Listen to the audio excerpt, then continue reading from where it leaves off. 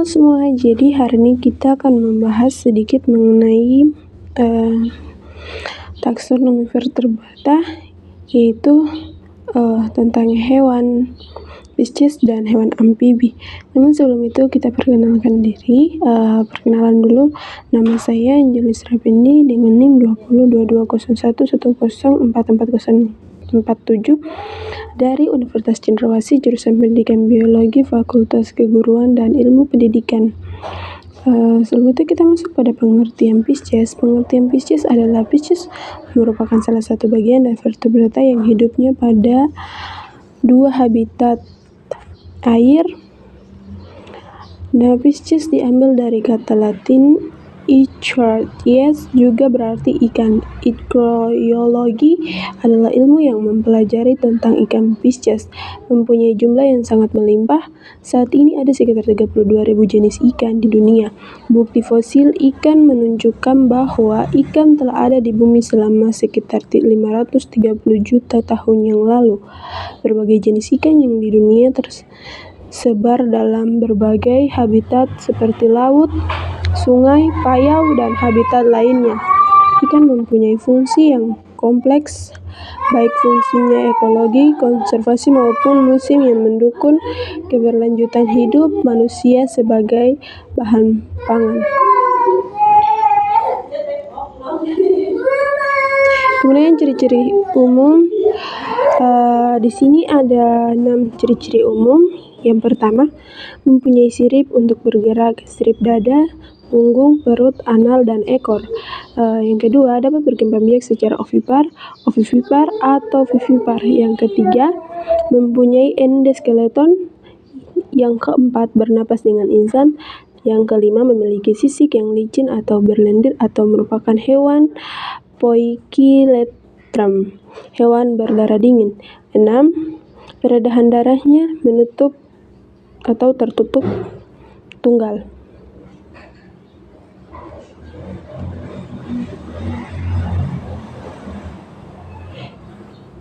Kemudian klasifikasi. Klasifikasi Pisces dibagi menjadi 3 kelas, yakni Agnatha, ikan tidak berahan; Chondrichthyes, ikan bertulang rawan; serta Otyches, ikan bertulang sejati. Agnatha Chrolostomata, hewan ini tidak memiliki rahan dan sisik, tubuhnya panjang, silindris, umumnya terdapat di Eropa dan Amerika Utara. Rangkanya berbentuk dari tulang rawan, jantungnya beruang 2. Salah satu jenis ikan ini adalah belut laut. Kemudian yang kedua, Chondrichthyes, ikan bertulang rawan.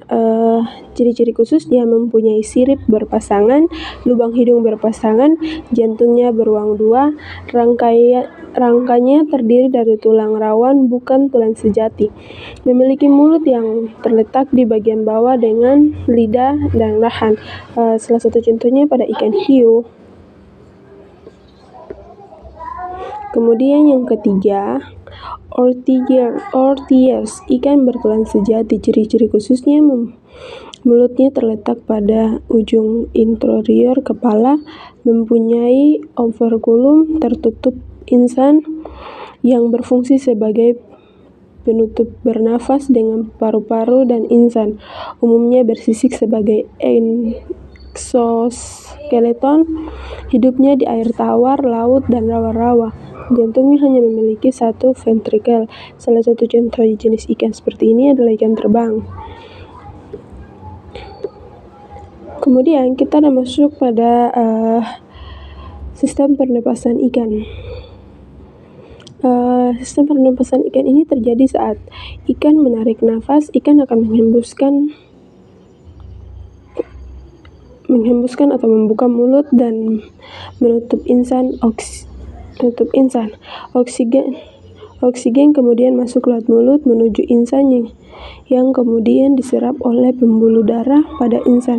Saat kutub insan terbuka, ikan akan mengeluarkan karbon dioksida dan air. Kemudian yang kedua, kita masuk pada sistem peredaran darah pada ikan. Sistem peredaran pada ikan, ikan memiliki peredaran darah tertutup dengan satu jantung dengan 2 bilik. Ikan memiliki 4 kapiler sehingga darah hanya mengalir 1 kali ke jantung. Sistem peredaran darahnya tunggal. Kemudian proses pencernaan.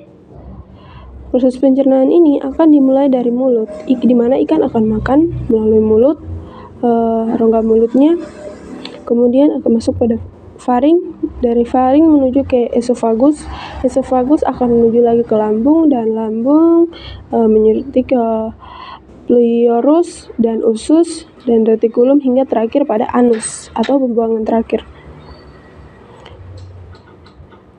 Bagian ekskresi pada ikan terdapat sistem ekskresi. Sistem ekskresi ini adalah ikan yang banyak minum air, aktif menyerap ion organik melalui insan dan mengeluarkan urin yang encer dalam jumlah yang besar. Ini pada ikan air tawar. Kalau ikan air laut, ia menyerap ion yang banyak, namun ia mengeluarkan air. Ionnya yang masuk pada tubuhnya, sedangkan ia membuang air. Hingga enceran urinnya berjumlah sedikit atau padat.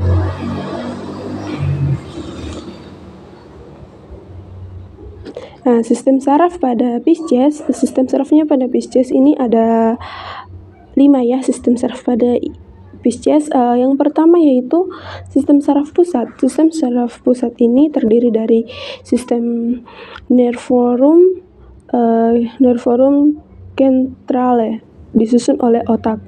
Kemudian yang kedua enceplanon dan susunan tulang belakang, medulla spinalis. Yang ketiga sistem saraf tepi. Sistem saraf tepi ini sistem nervulum prishericum, disusun oleh saraf otak, nervis cerebralis, dan saraf pinal, nervi spinalis. Yang keempat, sistem saraf otonom, disusun oleh sistem saraf parasimpatik dan sistem saraf sisplastik. Yang kelima, organ khusus speciation organs, terdiri dari atas organ gurat, sisi, diurnal, lateralis, hidung, telinga, dan mata. Kita masuk pada sistem pemanfaatan ikan. Sistem reproduksi ya. Kita masuk pada sistem reproduksi Pisces. Kita tahu ya bahwa sistem reproduksi Pisces juga ada 2, yang jantan dan betina. Di mana jantan ada testis, vas deferens, dan saluran orogenital. Kalau pada betina ada ovarium dan ovinduk. Mari kita membahas cara terjadinya reproduksinya. Oke, baik. Reproduksi Pisces terjadi secara seksual dan memiliki organ kelamin jantan dan betina. Fertilisasinya bisa terjadi secara eksternal maupun internal. Fertilisasi eksternal yaitu dilakukan dengan cara gamet-gametnya dikeluarkan dari dalam tubuh sebelum fertilisasi. Sedangkan fertilisasi ini dilakukan oleh hewan-hewan akuatik. Terakhir, pemanfaatan Pisces. Pemanfaatan Pisces ini ada 5 pemanfaatan yang sebagai pemanfaatan umum secara umum ya. Kita lihat pada secara umum pemanfaatan umumnya. Ikan ini sebagai sumber protein, hewani dan vitamin A. Yang kedua, mendorong pendiriannya pabrik-pabrik pengawetan ikan, misalnya ikan asin, ikan dalam kaleng, pindang, asinan, telur ikan. Yang ketiga, ikan sebagai bahan praktikum atau penelitian demi perkembangan dan kemajuan di bidang ilmu pengetahuan. Yang keempat, usaha tempat rekreasi dengan tempat pemancingan. Yang kelima, sebagai sumber mata pencarian, misalnya dengan budidaya ikan di kolam tambak, peminjaman ikan hias, dan akuarium. Nah, ini penjelasan sedikit saya mengenai hewan Pisces. Sekarang kita masuk pada yang kedua, yaitu hewan amfibi. Nah, amfibi ini salah satu hewan vertebrata. Kita masuk pada pengertiannya. Pengertiannya yang pertama, amfibi berasal dari bahasa Yunani yang artinya amfibi ketiga, berarti kedua, dan bios berarti hidup. Amfibi ini berarti hewan yang hidup di dua tempat, yaitu hidup di darat dan air tawar. Hewan vertebrata, hewan bertulang belakang bersama dengan Pisces, reptil, aves, dan juga mamalia. Amfibi adalah salah satu kelompok hewan yang memiliki keanekaragaman tinggi. Yang pertama, morfologi amfibi. Morfologi amfibi ini secara umum ciri-ciri katalik seperti hewan kulit, adanya tidaknya gantungan suara, lipatan kulit seperti dan kulit luar yang tipis, lembab, dan licin. Amfibi memiliki kulit yang bergumula, halus, tanpa sisik, dan dua pasang tungkai yang berkaki 4. Kemudian anatomi amfibi. Anatomi amfibi adalah kelas hewan yang terdiri dan letak salamander dan sisilia. Mereka merupakan teropoda, tetapi sisilia beberapa spesies salamander tidak memiliki stigmatis dan ekstremitasi. Mereka sangat mengecil. Kemudian klasifikasinya habitatnya ordo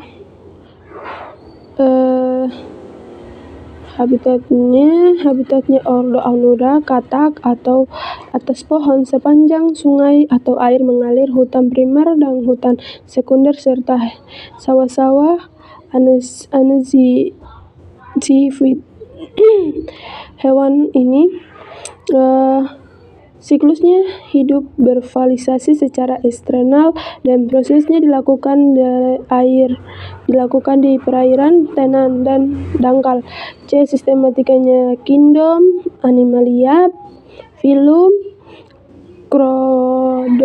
Chordata, kelasnya amfibi, ordonya Anura, familinya Bufonidae, Mecopidae, Rhainidae, Istrophelidae, Rhashopidae. Sistem respirasi amfibi ini berkembang menggunakan paru-paru pada hewan amfibi. Masih dalam tahap primitif dan belum berkembang sempurna. Kebanyakan amfibi menggunakan kulitnya untuk menukar gas dari air untuk udara, dan jenis pernapasan ini adalah pernapasan kulit. Kulit organisme ini dijaga kelembapannya dengan mengeluarkan sekresi dari kelenjar yang terletak di kepala, badan, dan ekornya. Sistem pencernaannya masuk melalui mulut, kemudian mulut turun ke kerongkongan lambung, menuju ke anus, dan masuk melalui mulut, kemudian kerongkongan turun ke lambung akan membagi ke usus dan akan salurkan ke kloaka atau pembuangan terakhir. Kemudian sistem ekskresi amfibi. Sistem ekskresi amfibi ini pada katak adalah sepasang ginjal. Zat sisa yang diambil oleh ginjal akan disalurkan melalui uretis menuju ke koloktong kemih yang terjolong dinding kloaka. Fungsinya untuk menyimpan urin, sementara pada katak jantan, saluran ginjal dan saluran kelaminnya menyatu, sedangkan pada katak betina tidak. Katak menyesuaikan dirinya terhadap kandungan air sesuai dengan lingkungan dengan cara mengatur laju filtrasi yang dilakukan oleh granulus. Sistem portal renal berfungsi untuk membuang bahan-bahan yang diserap kembali oleh tubuh melalui granulus. Sistem saraf amfibi. Sistem saraf amfibi ini dibagi menjadi sistem nervus frontal, sternum, dan medulla spinalis. Sistem saraf nervus pada amfibi, endosperm otak, dan medulla spinalis sumsum tulang belakang yang dilindungi oleh tengkorak, dan ruas-ruas tulang belakang dibungkus oleh dua lapisan disebut dareteter dan pipi amite. Batasan dengan jaringan saraf. Di antara dua lapisan tersebut terdapat spatium subdurale dan carien cerebrospinalis. Sistem sarafnya ada otak besar, otak kecil, otak tengah, sumsum belakang, pusat pemicuman lembus olfaktorius, pusat penglihatan lobus opticus. Sistem reproduksinya, kebanyakan hewan amfibi umumnya air yang berkembang biak, namun pula bertelur di darat. Makhluk yang bertelur di darat ini telah mengembangkan berbagai adaptasi untuk menjaga kelembapan telur. Beberapa amfibi bahkan dapat bertahan hidup di payau, namun hingga saat ini beberapa ada bukti hewan amfibi manapun dapat bertelur di kondisi laut murni. 3 jenis perkembangan lainnya yang terjadi pada amfibi adalah berkembang internal, berkembang langsung,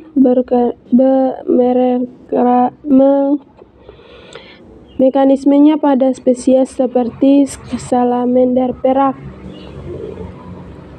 Oke, baik, itu sedikit penjelasan dari saya.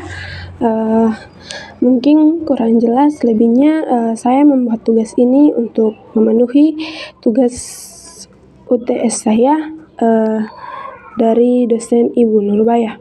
Sekian dan terima kasih.